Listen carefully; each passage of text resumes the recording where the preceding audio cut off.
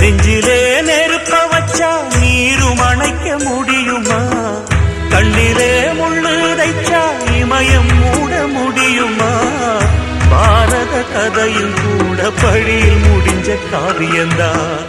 இருப்பதும் இறப்பதும் அந்த இயற்கையோட கையில, இருப்பதும் இறப்பதும் அந்த இயற்கையோட கையில. நான் மறைஞ்ச பின்னும் நிலைப்பது என் உயிர் எழுதும் கதையில.